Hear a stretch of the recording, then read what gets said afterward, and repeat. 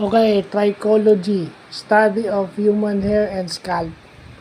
So, ito yung isang area na nagpo-focus din yung mga dermatologists kasi chine-check din nila pati yung hair at human scalp ng mga tao. So, sa mga dermatologists, pag nag-aano sila ng naglalagas ang buhok or may problema sa anit o scalp, trichology ang tawag dyan. Pinag-aaralan yan at ginagamit din ito sa pagsosolve ng mga crimes. O yan.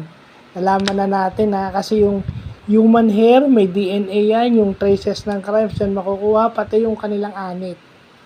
Yung anit natin mga tao. It comes from mag-record yung tricho meaning hair. Human hair ang ibig sabihin. Kaya trichology, no? So, yun yung magagandang bagay na natututunan natin. Science. Science vlog tayo ngayon. Kasama rin pala sa forensics yan. So, magandang natututunan natin ngayong araw yan. So, yun lang po.